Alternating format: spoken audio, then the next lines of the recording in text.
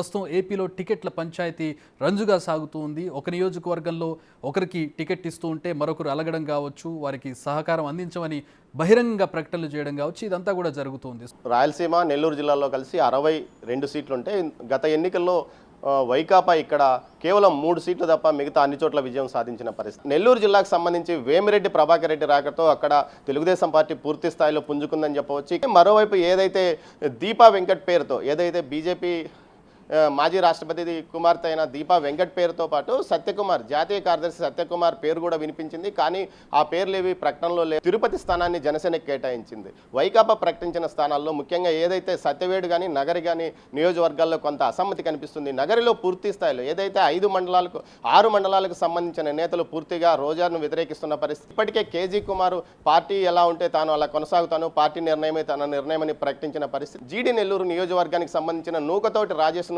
అభ్యర్థిగా ప్రకటించారు. సిట్టింగ్ ఎమ్మెల్యేగా ఉన్న ఆదిమూలం టీడీపీలో చేరి టీడీపీ అభ్యర్థి అయ్యాడు. తమ్మలపల్లి నియోజకవర్గంలో దాసరి జయచంద్రారెడ్డి అంటే గత 3 నెలల క్రితం వరకు అతను వైకాపాతో టచ్లో ఉన్నాడు, చివరిలో టీడీపీలో చేరాడని ఒక ప్రచారం ఉంది.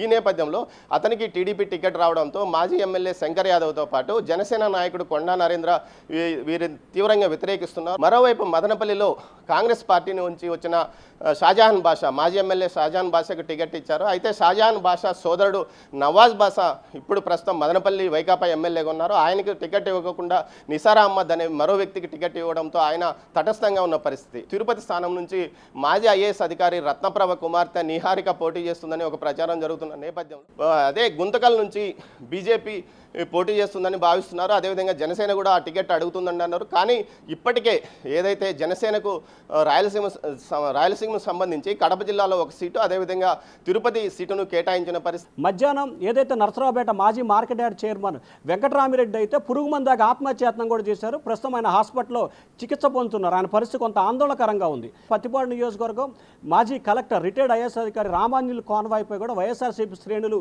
కొద్దిసేపు క్రితమే పత్తిపాడు నియోజకవర్గంలో రాళ్ల దాడి చేసిన పరిస్థితి. అద్దంకి నియోజకవర్గానికి సంబంధించిన వైసీపీ నేత అందుబాటులో లేరని చెప్పి సోషల్ మీడియాలో విస్తృతంగా ప్రచారం జరిగింది. ఏలూరుకు సంబంధించి ఒకరోజు బీజేపీకి అంటారు, మరొక రోజు టీడీపీకి అంటారు.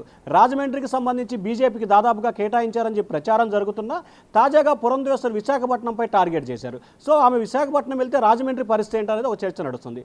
ఇప్పటికే కాకినాడ జనసేన కేటాయించడం జరిగింది. ఇక అమలాపురానికి సంబంధించి టీడీపీ ఎస్సీ నియోజకవర్గాన్ని దాదాపుగా వారు తీసుకోవడం జరిగింది.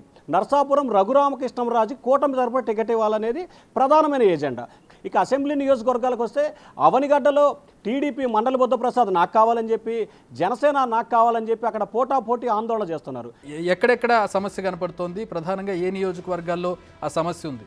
ఒకసారి మనము శ్రీకాకుళం జిల్లాని పరిశీలించి చూస్తే శ్రీకాకుళం జిల్లాలో పాతపట్నానికి సంబంధించి రెడ్డి శాంతికి టికెట్ కన్ఫర్మ్ చేయడం అయితే జరిగింది. కానీ అక్కడ లోతుగడ్డ వరప్రసాద్ తాను సీట్ ఆశించడంతో పాటుగా ఈ రెడ్డి శాంతి తనకి ఏ విధంగానూ సహకరించట్లేదు, ఆ ముందు నుంచి కూడా ఇబ్బందికర వాతావరణం ఉందని చెప్పినటువంటి పరిస్థితి అయితే ఉంది. ఇక పలాసలో ముఖ్యంగా చూస్తే మంత్రి సిదిరి అప్పలరాజుకి సంబంధించి ఈ ఎమ్మెల్సీ దువ్వాడ శ్రీనివాస్ తమ్ముడు శ్రీకాంత్, అదేవిధంగా రాంబాబు చౌదరి వీళ్ళిద్దరూ కూడా పలాసలో సిదిరి అప్పలరాజు వ్యవహరిస్తున్నటువంటి తీరుపై సహాయ సహకారాలు అందించట్లేదు, ఎవరిని కలుపుకొని తీసుకువెళ్ళట్లేదని పార్టీ అధిష్టానానికి అయితే ఫిర్యాదు చేసినటువంటి పరిస్థితి అయితే ఉంది.